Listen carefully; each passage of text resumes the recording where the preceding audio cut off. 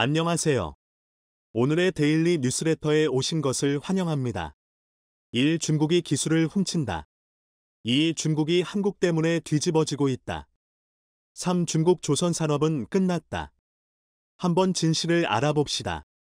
며칠 전 네덜란드의 반도체 노광 장비 회사인 ASML은 2022년 회계연도 연례보고서를 통해 중국 법인의 중국인 직원이 자사 독점 기술과 관련된 데이터를 무단으로 반출한 사실이 드러났다며 포괄적인 내부 조사와 네덜란드 수사당국 보고했다는 입장을 내놓았습니다.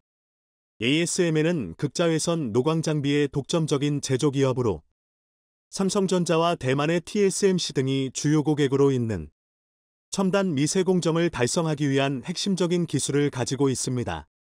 중국 내 반도체 기업들이 오래전부터 ASML의 극자외선 노광 장비 도입을 원했지만 이국이 허가를 내주지 않아 수출이 무산된 만큼 반도체 핵심 기술 확보에 혈안이 되어 있는 중국이 자국 국적의 직원을 포섭하여 ASML의 독점적인 기술을 유출한 상황입니다. 중국으로부터 기술 탈취 시도가 더욱 빈번해지고 대담해지는 가운데 이국에선 본격적으로 한국과 대만을 향해 미국 시장과 중국 시장 중 어느 곳을 선택할 것인지 양자택일을 강요하고 있습니다. 지난해부터 본격적으로 시작된 미국의 반도체 지원법.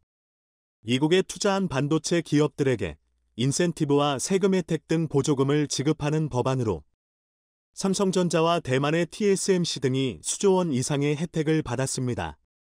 특히 삼성의 경우는 10년가량의 막대한 세금 혜택을 받게 되는 등 안 그래도 규모가 큰 미국 시장에서 막대한 경제적 이익을 올릴 것이란 기대가 있었지만 세상에 공짜란 없는 것처럼 카도체 지원법에 대한 우려가 나오기 시작했습니다. 미국 반도체 지원법에 포함된 가드레일 조항에 따르면 이국에서 반도체 보조금을 받은 기업들은 중국의 반도체 관련한 투자를 새롭게 진행하면 안 된다는 것입니다. 특히 삼성과 SK하이닉스 등 한국의 반도체 기업들이 중국 시장의 절반 이상을 차지하는 규모의 낸드 플래시 공장을 보유 중이지만 만약 미국으로부터 보조금을 받게 되면 중국 투자는 멈추게 되고 반대로 미국의 보조금을 받지 않는다면 중국 투자를 계속할 수는 있지만 대중 반도체 포위전선에서 이탈한다는 점에서 굉장한 부담으로 작용될 것으로 보입니다.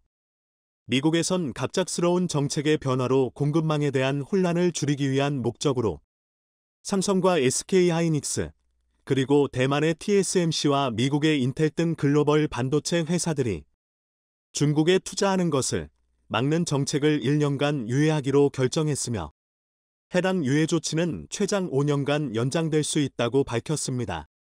즉, 중국 내 반도체 공급망의 기간이 최소 1년에서 최대 5년까지 남은 가운데 삼성과 TSMC 등 반도체 기업들의 결정에 중국 내 반도체 공급망의 운명이 달려있는 상황입니다. 중국은 반도체 필요량의 90%를 수입하고 있으며 자급자족 능력은 10%가 채 안 됩니다.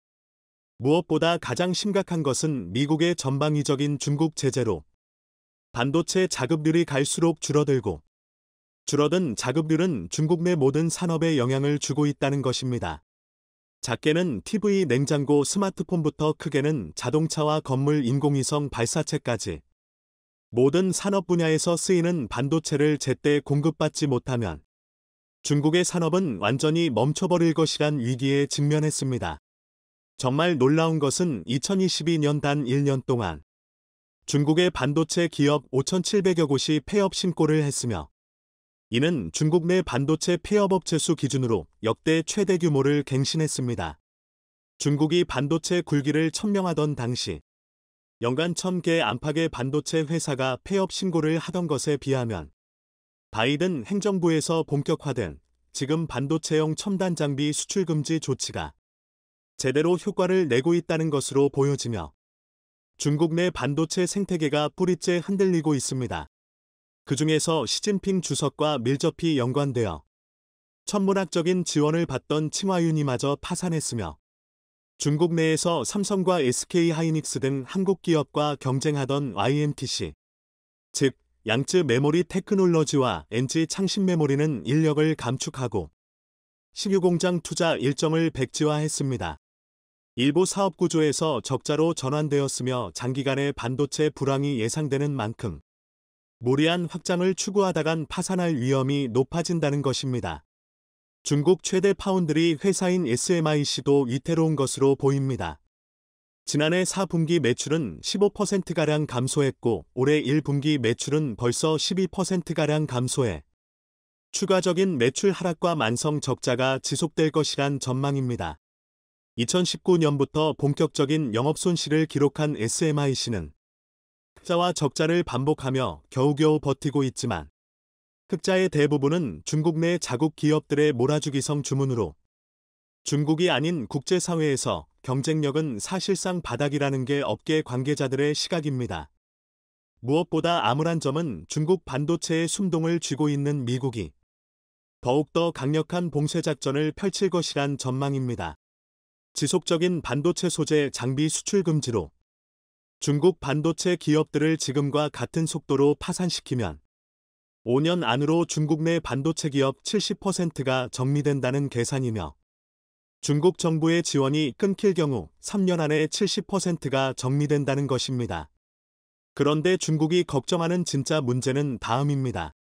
이국의 조치로 인해 자국 반도체 기업들이 전부 파산해버리면 한국의 삼성과 대만의 TSMC 등 해외 반도체 기업들에 대한 의존도는 자연스럽게 높아지게 되는데 미국은 삼성과 TSMC 그리고 인텔을 압박해 대중 반도체 투자를 철회시키면서 중국의 마지막 회막마저 걷어가고 있습니다. 물론 미국의 이런 결정에 삼성과 TSMC 등 반도체 기업들은 일시적인 손해를 보게 되지만 결과적으로는 잠재적 경쟁자인 중국 반도체가 사라진다는 점에서 최종적으로는 이익이라는 전망이 나옵니다.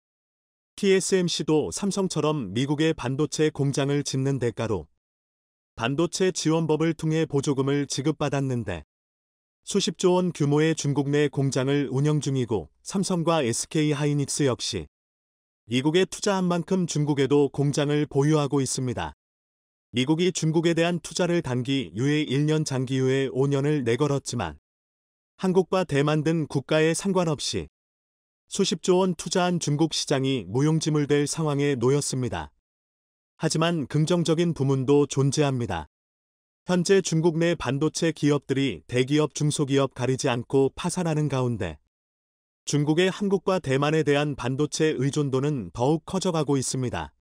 그런데 중국 현지 공장을 운영 중인 삼성과 TSMC가 공장을 폐쇄하고 철수한다면 중국은 그동안 자국에서 생산되던 반도체를 비싼 돈 주고 한국이나 대만에서 직접 수입해야 하는 지경에 이르게 된다는 것으로 중국의 반도체 공급망이 완전히 박살난다는 것을 의미합니다. 즉, 중국 본토에서 반도체가 하나도 생산되지 않는다면 한국과 대만 등이 반도체를 쥐고 중국 대륙을 흔들 수 있게 됩니다. 중국이 자국에서 생산되는 반도체 없이 모든 반도체를 수입하여 사용하게 되는 경우 발생하는 추가적인 이익도 있습니다.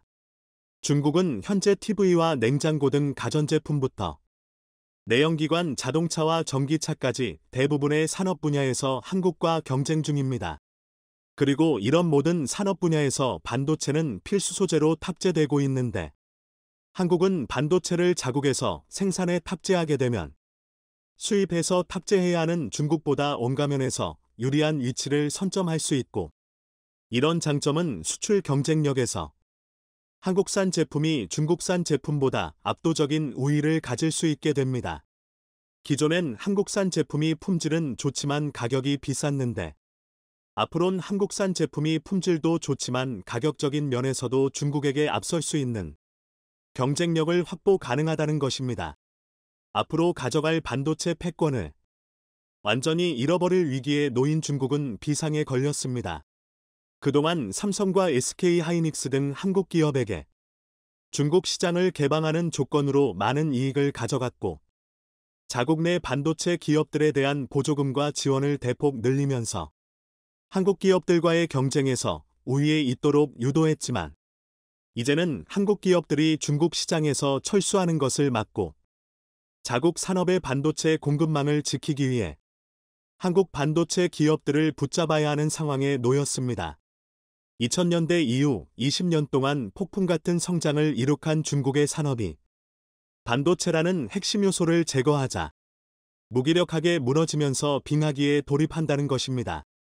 이에 중국 측에선 반도체 소재 부품 장비들 생산하는 기업에 너도나도 투자하고 있는 상황입니다.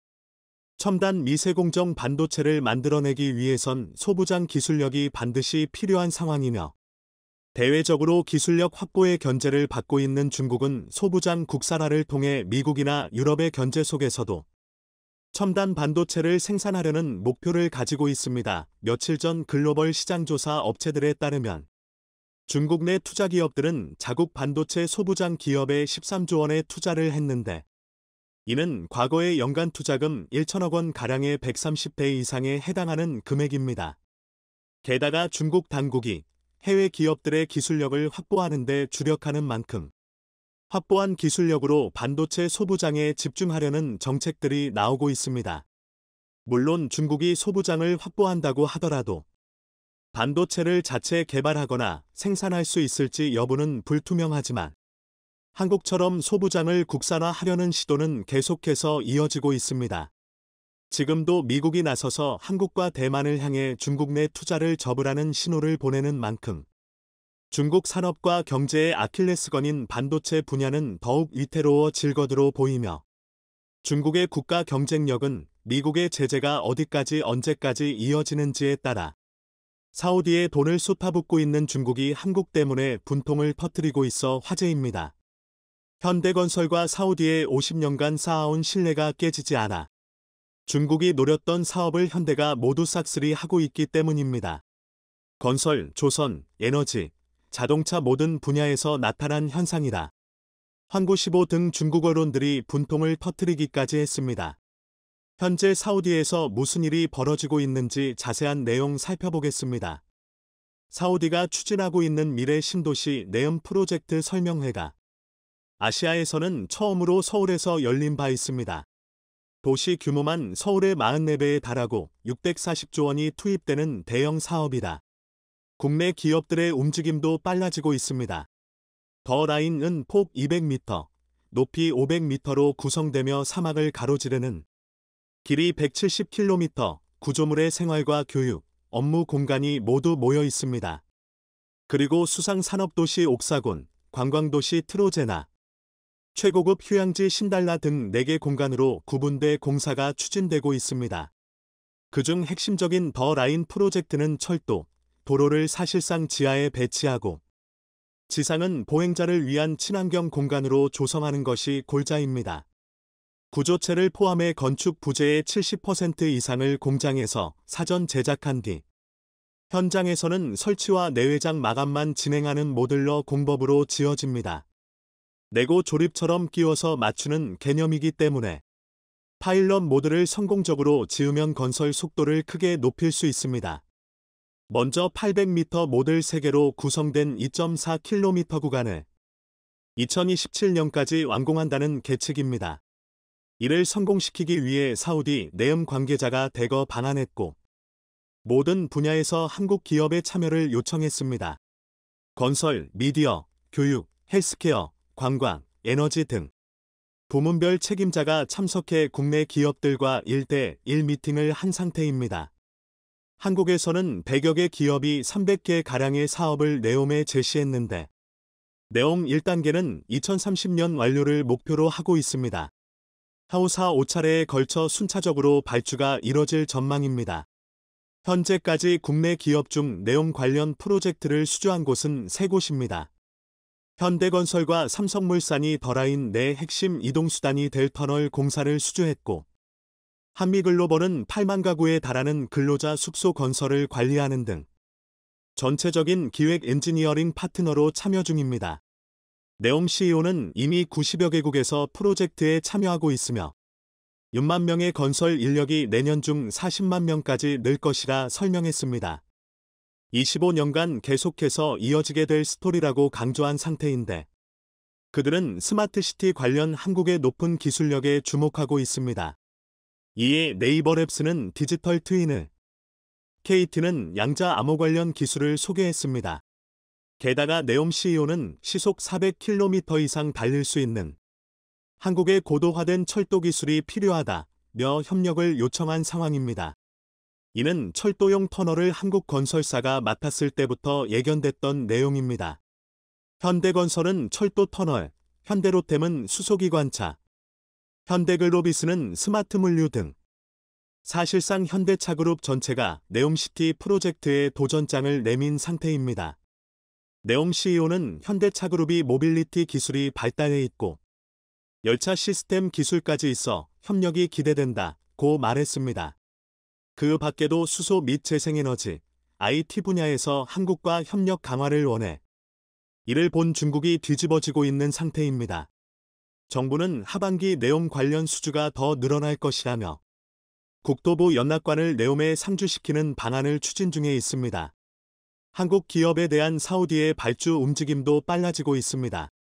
최근 6조 원대 사우디 아미랄 프로젝트를 수주한 현대건설은 초고압 직류 송전선로 HVDC 공사를 연이어 수주했습니다.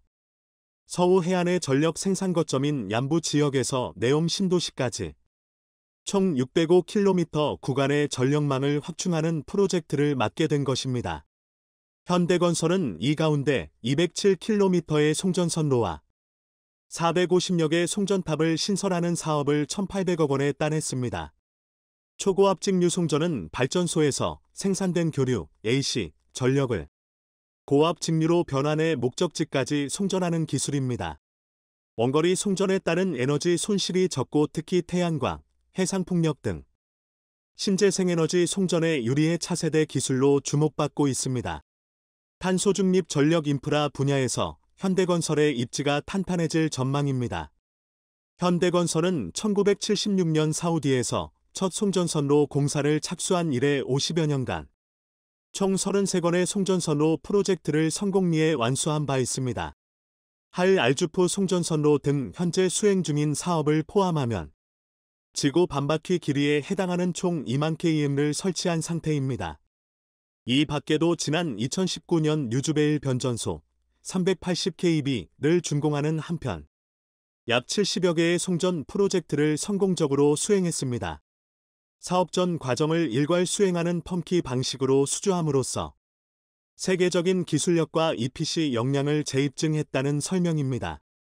이에 앞서 지난 7월 사우디 아람코로부터 50억 달러 상당의 아미랄 프로젝트 패키지 1과 4 계약을 따내기도 했습니다. 이는 동부 주베일 지역에서 추진하는 석유화학 플랜트 건설 사업으로 그간 한국 기업이 사우디에서 수주한 것 중 최대 규모입니다. 아미랄 프로젝트 패키지 1은 혼합 크래커를 건설하는 공사로 화학산업의 쌀이라 불리는 에틸렌을 연간 165만 톤 생산할 수 있는 설비입니다. 패키지 4는 고부가 가치 화학물질을 생산하는 주요 인프라, 기반 설비, 탱크, 출하 설비 등을 포함한 시설 건설 공사입니다. 중국 언론들은 사우디가 자신들을 버리고 한국을 선택했다며 분통을 터뜨렸습니다. 중국이 가격 경쟁력을 내세워 수주를 시도했으나 사우디가 결국 한국의 손을 들어줬다는 것입니다. 사우디는 최대 원유 수입국인 중국과 교역액을 크게 늘리는 상태였는데 그럼에도 한국을 선택하는 데 주저함이 없습니다. 이는 현대건설에 대한 신뢰가 막강한 것도 영향을 주고 있습니다. 현대건설은 1975년 사우디 건설 시장에 처음 진출한 바 있습니다. 그 후 지금까지 170여 건, 232억 달러 상당의 공사를 수행해 왔습니다. 주요 송전선 공사와 항만, 담수시설, 고속도로 건설 등이 현대건설 목이었습니다. 지난 50여 년간 큰 갈등 없이 프로젝트를 진행했던 상황입니다. 이번에 공사를 따낸 주베일 지역은 한국과 인연이 깊습니다. 1976년 정주영 현대건설 사장의 공격적인 입찰로 유럽 업체들의 벽을 넘고 주베일 산업항 공사를 따내 중동 신화를 쓰기 시작한 상징적인 곳이기 때문입니다. 계약 총액인 9억 6천만 달러는 당시 우리나라 국가 예산의 4분의 1에 해당하는 금액입니다. 정주영 회장은 무조건 다른 나라가 제시한 공기를 6개월 단축해 주겠다는 약속을 했습니다. 수주 후 현대건설이 해결해야 할 문제도 많았습니다. 입찰에 실패한 기업의 방해와 장비를 대여하는 업체의 횡포가 심해서 곤혹스러운 처지에 몰리기도 했습니다. 결국 정주영 회장은 누구도 상상 못할 계획을 세우고 이를 실행에 옮겼죠. 400돈이나 나가는 재킷 89개를 비롯한 철구조물 전량을 울산 현대중공업에서 제작해 12,000km 떨어진 사우디까지 바지선으로 19차례나 오가면서 총 12만 톤의 철 구조물을 실어 나르는 대역사를 만들어 낸 것입니다.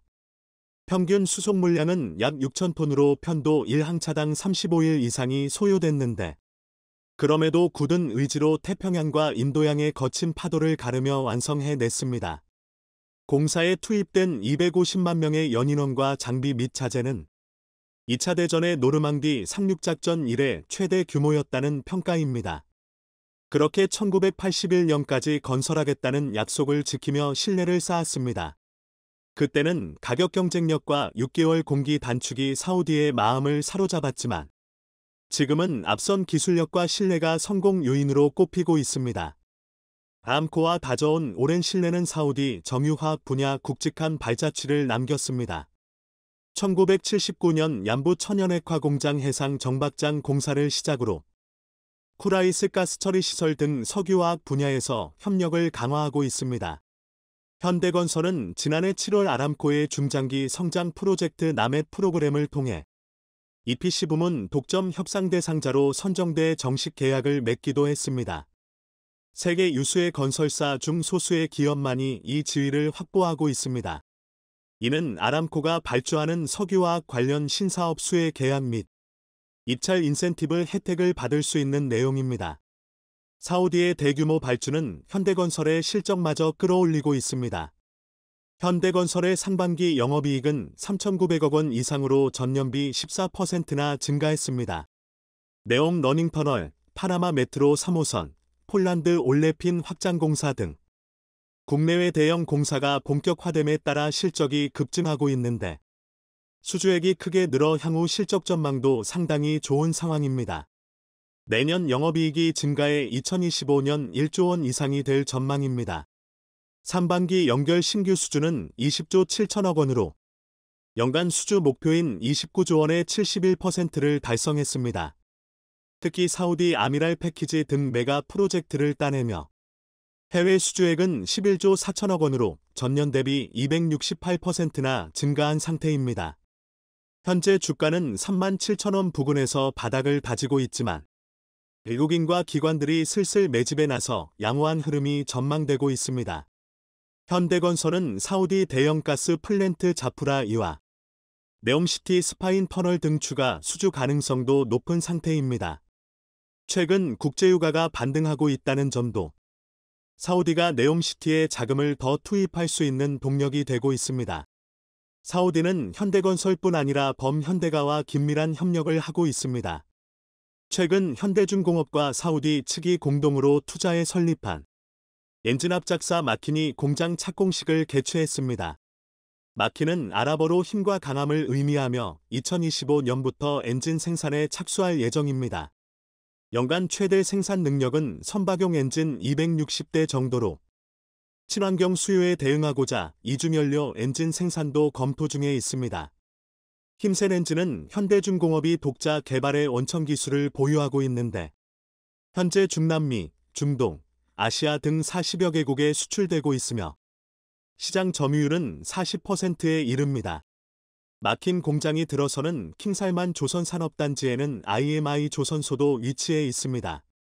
이 또한 현대중공업이 2017년 사우디 정부와 합작해 설립된 회사로 내년 초 가동을 목표로 하고 있어 시너지가 날 전망입니다.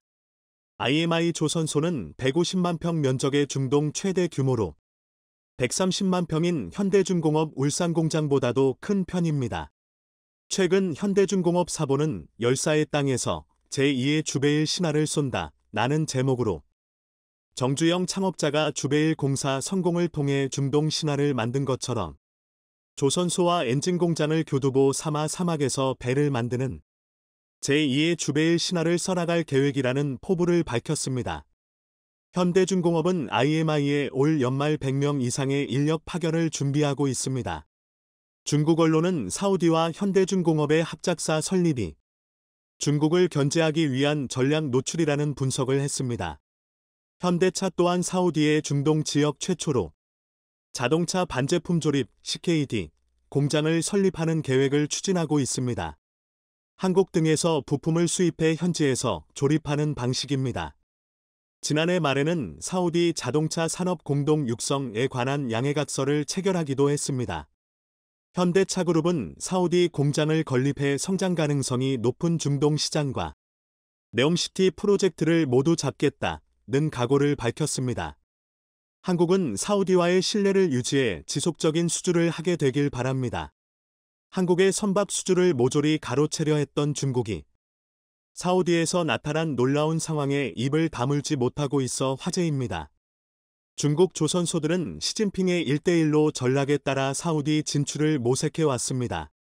그간 석유까지 대거 사들이며 유조선 수주에 공을 들여 온 것인데 하지만 한국 때문에 모든 꿈이 물거품이 되고 있다는 분석입니다. 현재 사우디에서 무슨 일이 벌어졌는지 자세히 알아보겠습니다. 현대중공업은 2017년 사우디와 합작 조선소 건설에 합의한 바 있습니다. 1996년 세운 베트남 조선소 이후 두 번째 해외 조선소를 계획했던 것입니다. 그리고 2019년 사무디와 기술 라이선스 계약을 체결했습니다. 합작 회사 IMI는 그렇게 탄생했고 당초 2021년 완공될 예정이었던 조선소는 코로나로 공정이 늦어지며 올해 완공을 앞두고 있습니다. 사우디 동북부 킹살만 조선 산업단지 내에 건설될 예정입니다. 150만 평 규모로 조성되며 축구장 700개가 들어가고도 남을 정도의 압도적 크기를 자랑합니다. 현대베트남조선 30만 평과 비교하면 약 5배에 달합니다. 현대중공업 울산조선소는 180만 평인데 이를 제외하면 단일 조선소 기준으로는 세계 최대 규모입니다. 이곳에서는 연간 40억 이상의 선박 건조가 가능합니다. 현대중공업은 올해 사우디 현지에 100명 이상 인력 파견을 준비하고 있습니다. 1970년대 본격적으로 세계 선박 건조 시장에 진출한 이래 이렇게 많은 인력을 해외에 보내는 것은 이번이 처음입니다. 게다가 국내 조선업 역사상 처음으로 순수 로열티 방식을 채택하고 있습니다. 총 사업비 5조 원 이상이 투입된 이 프로젝트에 라이센서로 참여하는데 지분 20%를 확보해 추가적인 수익까지 얻을 수 있습니다. 해당 지분의 가치는 1억 3천만 달러에 달합니다. 초기 지분은 10%로 정해져 있었으나 빈살만 왕세자 방한 당시 20%로 늘리기로 합의하며 변경이 했던 것입니다. 사우디 아람코가 지분 40%로 최대 주주이고 아람코의 선박 운영 자회사 바흐리 또한 주요 주주입니다. 한국조선해양이 초대영원 유문반선 VLCC 건조 기술을 전수해주면 IMI에서 선박을 건조하고 척당 로열티를 받는 것입니다. 한국조신해양은 엔진에서도 로열티를 받는데 2020년 사우디 측과 엔진 생산업체 SEMCO를 설립하기도 했습니다. 현대중공업은 SEMCO 지분 30%를 확보하고 있으며 이곳에서 한국조선해양이 톡자 기술로 개발한 선박용 중형 엔진 힘센 엔진을 만들 때마다 로열티를 발고 있습니다. 연간 총 200여 대 분의 선박용 엔진을 생산할 계획입니다. 사우디는 특히 원유 수송 수요가 높은 만큼 주로 VLCC가 건조될 예정인데 PC선, 화학제품 운반선, 과 벌크선을 포함해 연간 너댓 대의 유정개발 시추 설비, 25대의 해양 플랜드 지원 선박, OSV, 18척의 대청 선박을 건조할 수 있는 능력을 갖추게 되는 상황입니다. 건조, 수리, 유지보수를 모두 포함하면 연간 최대 250척의 선박을 수용할 수 있습니다. IMI는 이미 아람코로부터 20개의 굴착장치와 신첩 이상의 벌크선 및 VLCC 등을 수주해 놓고 있습니다. 국내 조선소는 3년치 일감이 쌓여 도크가 꽉 찬 상황에서 해외 사업장이 새로운 수익원으로 자리 잡고 있는 것입니다. 현지 직원들은 현대중공업 울산조선소에서 관련 업무를 배워가고 있습니다. IMI는 아람코와 손잡고 조선해양 인력 육성 사업을 수주했는데 열건 계약의 3억 4천만 달러 규모입니다. 한국조선해양은 작년 7월 IMI에 초대형 유조선 기술을 이전했습니다. 1971년 영국의 스골 리스고로부터 26만 톤급 VLCC 설계도면을 임대해 첫 선박을 건조한 이후 약 50년 만에 유조선 설계 기술을 수출하는 기업으로 도약한 것입니다. 이는 세계 1위 기술력을 인정받은 결과라는 평가입니다. 현대중공업은 VLCC 설계도면 제공과 기술 컨설팅 등 설계 전반에 대한 노하우를 제공할 예정입니다. 선박 발주국들은 보통 자국 제품이나 서비스 이용을 반대급부로 요구하지만 사우디는 탈석유에 대비해 조선업 육성을 꿈꾸고 있습니다. 로열티를 기반으로 한 한국조선해양의 글로벌 전략은 이 같은 배경에서 나옵니다. 대형 LNG 운반선이나 이중연료 추진선 등 현재 압도적인 우위를 가진 선박은 중국, 일본 등 경쟁국과 초격차를 유지하고 경쟁력이 떨어지는 비주력 선진은 신흥국에 대한 기술 수출을 통해 수익을 확보하고 경쟁업체를 견제하겠다는 것입니다. 한국조선해양은 비주력 선종에서도 경쟁 구도가 만들어져야 LNG선이나 대형 컨테이너선 등 주력 분야에서도 중국 조선소들의 저가 수주 여력이 줄어든다고 설명했습니다. 중국 언론 또한 사우디와 현대중공업의 합작사 설립이 중국을 견제하기 위한 전략 노출이라고 분석하고 있습니다. 이를 본 중국인은 무슨 상황이냐? 내어 놀라움을 표했고 글로벌 협력이 대세 나는 접을 인정하기도 했습니다. 또한 이제는 사우디의 석유를 사는 대가로 선박 발주를 요구할 수도 없다며 한국에게 기회를 빼앗긴 현실을 한탄하고 있습니다. 현대중공업의 중국 견제 효과는 베트남조선에서도 증명됐습니다. 현대베트남조선은 신조 사업 15년 만에 수주 200척을 눈앞에 두고 있습니다. 노하우 전수와 적극적인 투자로 동남아 최대 조선소로 올라선 것입니다. 최근 아프리카 소재 선사로부터 PC선 2척을 수주하면서 누적 수주 199척을 기록했다고 밝혔습니다. 저가 수주 공세로 한때 국내 조선 산업을 괴멸 직전까지 몰아갔던 중국을 견제할 전초기지 역할로 세워진 것입니다. 1996년 현대미포조선과 베트남 국영조선 간 합작회사로 설립됐고 초기에는 선박 수리 및 개조 사업을 하다가 2008년 신조선 사업으로 전환된 후 대박이 터진 것입니다. 2009년 벌크선을 시작으로 모두 157척의 선박을 인도했는데 현대미포조선에서 파견된 엔지니어 60여 명이 상주하며 관리 감독을 진행해 품질을 유지하고 있습니다. 약 30만 평 부지 공장에는 베트남 현지 근로자만 5천 명에 달합니다. 베트남의 조선업이 세계 5위 국가로 올라선 것도 현대베트남조선이 74% 점유율을 차지하고 있기 때문입니다. 수주 증가에 지난해에는 700놈급 골리앗 크레인을 신설하기도 했습니다. 올해 매출 목표는 5억 4천만 달러로 총 13척의 선박을 인도할 계획입니다.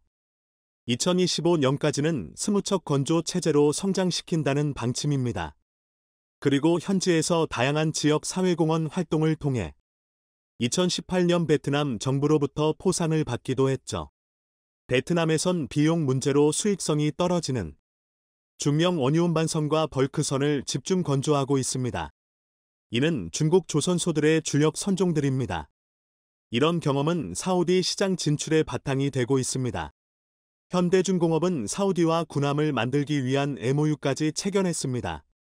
IMI 현지 조선소에서 군함을 생산하기로 한 것인데 군용 선박 엔진 기술력도 양사가 함께 발전시키기로 했습니다. 사우디는 약 3조 원을 들여 호위함 5척 건조 계획을 세우고 있습니다. 현대중공업은 대공, 대함, 대잠, 전자전 능력을 대폭 강화한 호위함 모형 10종을 선보여 그들의 관심을 끌기도 했습니다. 사우디는 군함 건조에서도 로컬 콘텐츠를 요구하고 있습니다. 이는 현지 합작 조선소를 확보한 현대중공업에 유리한 내용입니다. 작년 11월에는 사우디 투자부 장관과 회담하며 협력 확대 방안을 논의했죠. 사우디는 신흥국들의 조선업 실패 원인이었던 기자재 인프라 확충에도 전력을 다하고 있습니다. 작년 3월 킹살만 단지에 1조 원 규모 두산중공업 주단조 공장을 유치했던 것도 이런 이유 때문입니다. 이는 사우디 최대 규모로 오는 2025년 완공 예정입니다. 사우디 측은 주단조 공장 건설은 왕국 최초의 프로젝트로 완전한 가치사슬 구축을 위한 공동 노력의 일부이고 굴착기와 선박 같은 최종 생산물로 확장하는 것이 목표라 말했습니다. 이번 공장 건설로 1,400개의 일자리가 생긴다며 크게 의미를 부여한 상태입니다. 여기에서는 연간 6만 톤의 주단조풀이 생산될 예정입니다. 용해시킨 금속으로 일정한 형태의 제품을 만드는 주조와 가열한 금속에 압력을 가해 특정 형체로 만드는 단조를 의미합니다. 선박뿐 아니라 석유, 가스, 담수화 공장 등에 필요한 기본 장비를 생산해 제공한다는 방침을 세우고 있는 것입니다. 현대중공업과 아람코의 인연은 1980년대부터 시작됐습니다. 초대형 유조선, PC선, 컨테이너선 등 51척을 수주했고 2020년에는 조선소 건설 협력 대가로 4,800억 원 규모 PC선 10척을 수주하기도 했습니다. 아람코는 현대오일뱅크 주식 17%를 취득하며 2대 주주로 올라서 있는데 정유사업뿐 아니라 조선, 엔진 등 다방면에 걸쳐 사업 협력을 하며 사우디 정부의 탈석유화 정책에 따른 비전 2030 프로젝트에 현대가 주요 파트너로서 위치를 공고히 하고 있는 상황입니다. 이런 기대감 등으로 최근 한국조선해양의 주가는 무서운 속도로 상승하고 있습니다.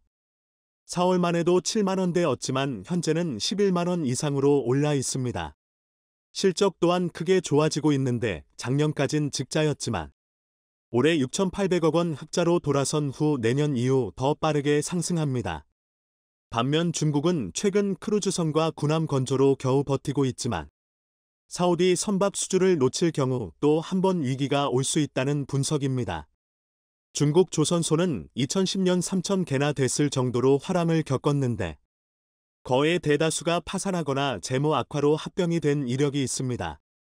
이에 중국은 중국제조 2025를 발표하며 조선업 부흥을 언급했고 자국 발주에 힘입어 1위에 오르기도 했습니다. 하지만 여전히 질 낮은 벌크선 위주로 수주고를 늘려 해외 수주 경쟁력이 크게 떨어져 있습니다. 작년 중국이 카타르에서 LNG선을 일부 수주할 수 있었던 것도 80조 원에 이르는 자원 구입의 대가로 선박 수주를 따냈던 것입니다. 중국은 사우디에서도 비슷한 상황이 되길 기대하고 있습니다. 사우디와 중국 간 무역 규모는 1,100억 달러로 1위를 달리고 있습니다.